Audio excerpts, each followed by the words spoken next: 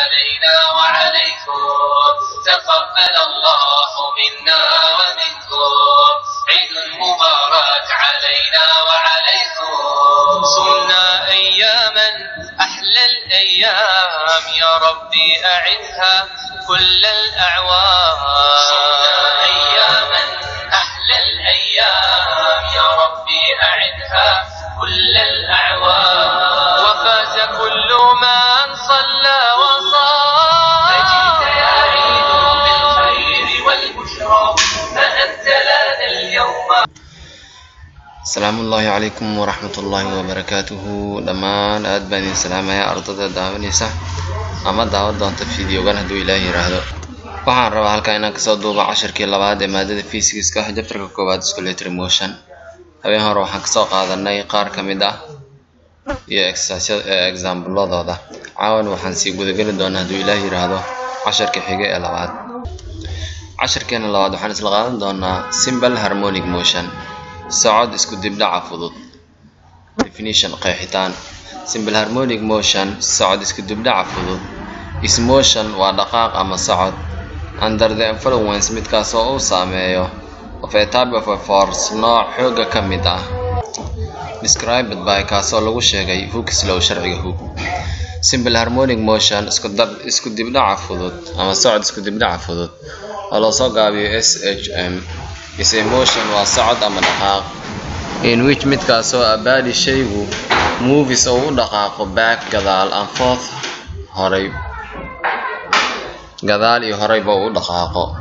of a fixed path asoo maraya meel loo cayimay oo loo qaas yeelay returning asoo soo laabanaya to each position boos kasta marna bidix aada marna midig aada and velocity iyo xawaare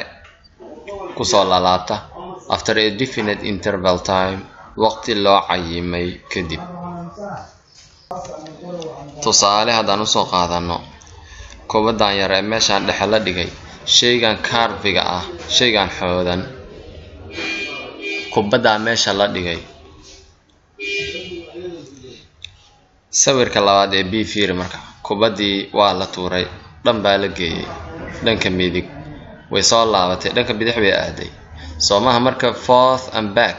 hore bay aaday dib bay u laabatay midig iyo bidix bay sida uga laabatay. qaybta dhaxana waxa waaye waa booska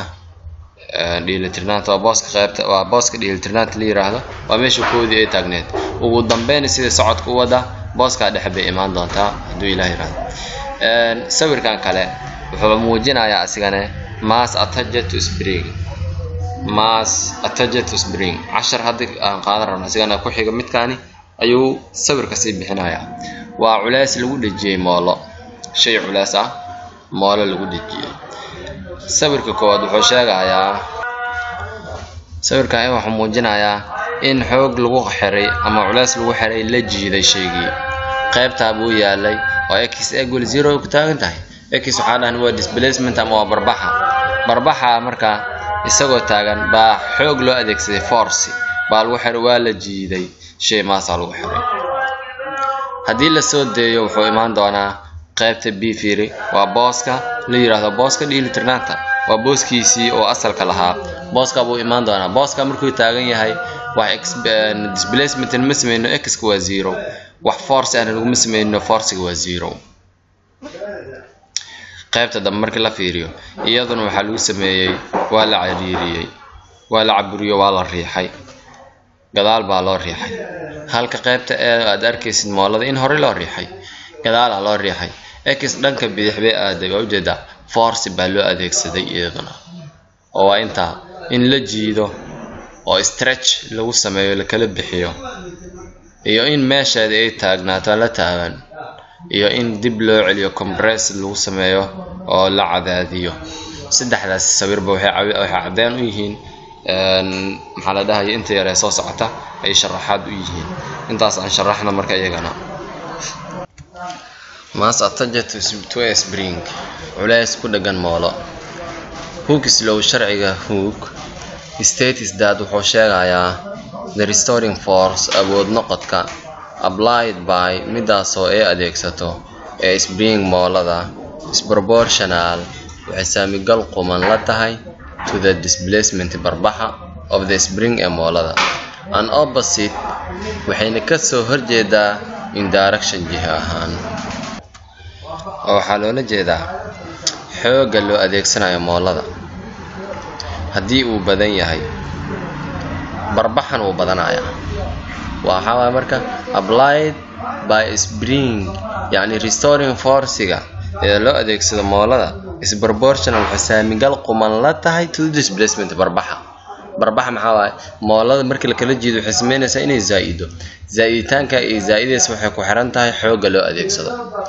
xoogga loo adeegsado ku xiran tahay haddii xooggu uu yar yahay zaa'iditaanka ay zaa'idayso ama dheeraanshaha ay dheeraanayso moolada markii la kala bixiyo ayaa waxaa la dhahayay yaraanaysa. hadduu waa xoogga yar yahay hadduu xoog badan loo adeegsadana in badan bay kala bixi kartaa. an opposite in direction jiha ahaana opposite bay isku yihiin sababtoo dhanka loo jiiday ma dhanka kale bay rabtaa moolada iyadu. qaacidada lagu helana waxa waaye restoring force waxaa lagu helaa minus k oo lagu dhuftay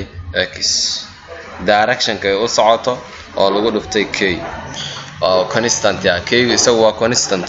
waa moolada constant ama madoorsoomaha moolada waa. an object shay movies with la dhaqaaqa simple harmonic motion isku dibdhaca fudud whenever its acceleration markii karaarkeedu is proportional maxaa lahay it is acceleration karaarkeedu is proportional wuxuu saamigal quman leeyahay to its position booska ama meesheeda booskeeda. and is oppositely directed si kasoo horjeed ahna waxay u wajahdaa maxaa waay displacement barbaxa oo opposite bay ku tahay inverse direction ay ku tahay ama inverse proportional waxay ku tahay barbaxa. form equilibrium maxaa waaye ee booska dheelitirnaanta. the acceleration karaarka of simple harmonic motion is 0 waaye waa goorma at equilibrium position markuu booska dheelitirnaanta taagan yahay. oo sawirka haddii aan ku laabano مثلا meeshaani dhexdaani markuu taagan yahay ama moolada aan dhahno qaybtaan dhexe moolada b fiiri wuxuu taagan yahay equilibrium position booska dheelitirnaanta uu taagan yahay. saa darteeda force-gana waa 0 displacement-ga waa 0 acceleration-na waa 0 isagana intaba waa wada 0 sababtoo ah maxaa waaye isagoo ma nuuxsan equilibrium position waxaa la yidhahaa booska aan awood loo adeegsan horan loo riixin gadaalna loo maxaa la dhahay loo celinin ayaa waxaa loo yaqaanaa equilibrium position. acceleration isaga waxaa lagu helaa minus k oo loo qaybiyey m oo lagu dhuftay x. qaacidadan intee ka imaaday qaacidadan aan yara buruufna marka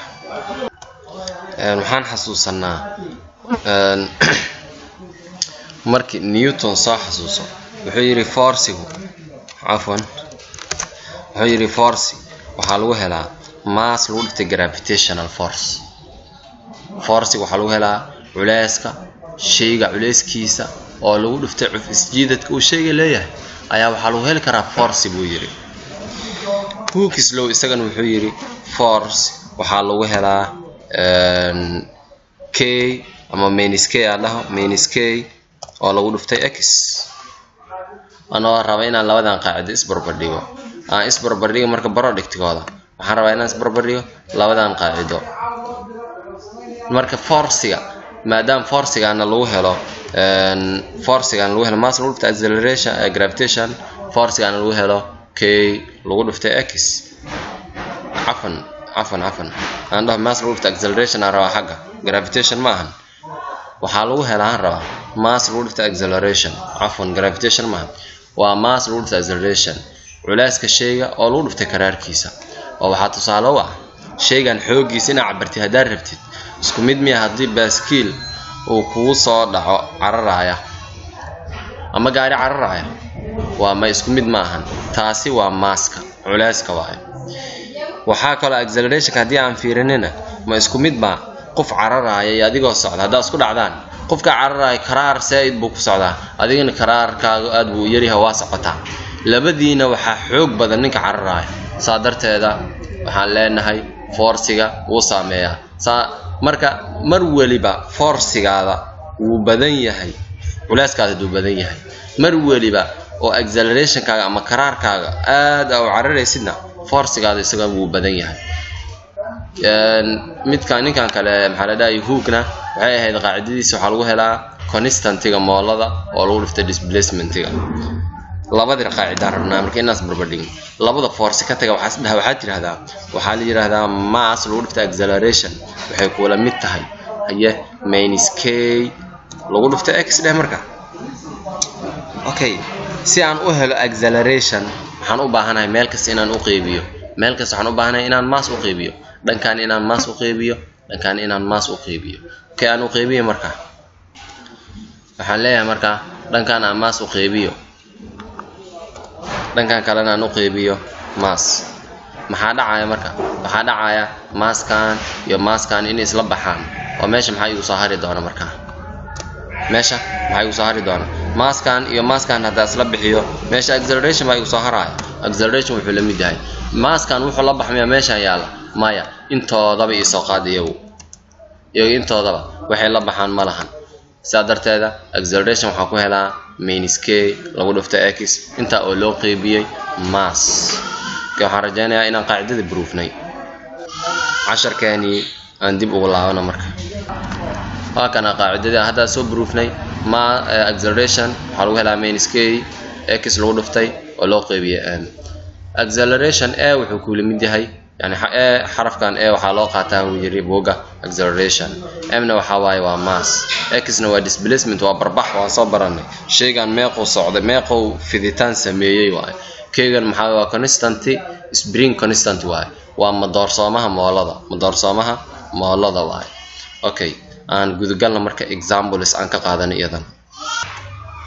tusaalahan aan fiirinay marka example 3 what is the magnitude of the force waa maxay xooga loo baahan yahay required loo baahan yahay to stretch in lagu jiido 20 cm long spring moolo dhererkeeda uu yahay 20 cm with a spring constant taasoo leh madoorsoome of 100 newton per meter 100 newton per meter leh madoorsoome waxay leedahay 100 newton per meter to a length waxaan la rabaa in la geeyo dherer of 21 cm 20 cm in la geeyo la rabaa waxaa laga rabaa markii inaad soo hesho force okay waxaan leeyahay horta waxaan haystaa to stretch in la geeyo 20 cm long centimeter haddii aad aragto meeshaan waxaan leenahay x ayaan haystaa x-ka waa k waa x1 wuxuu ku lamid yahay waa imisa waa 20 cm 20 cm baahan بدل متر وبدل بقول قيبي هاي صباح 0.2 أو متر maxaa kala haystaa waxaan haystaa constant ama k constant oo la soo gaabiyo k waxaan haystaa isaga 100 newton per meter ayaan haystaa maxaa kala haystaa x2 ayaan haystaa isagu x2 ayaan haystaa x2 meeqa waay waa 21 cm 21 centimeter maraba meter u badal haye 100 u qeybi centimeter 100 u dhaxeeya centimeter markaad rabto meter aad rabto inaad tagtid oo centimeter ah haysato 100 loo qeybiya u qeyb maxaa ku soo baxaya 0.21 okay maxaa la ii diray restoring force ayaa la ii diray okay restoring force maxaa lagu helaa markii saw waxaan leenahay restoring force solution anda markii aad harta solution restoring force maxaa lagu helaa restoring force waxaan ogahay in lagu helo maxaa waaye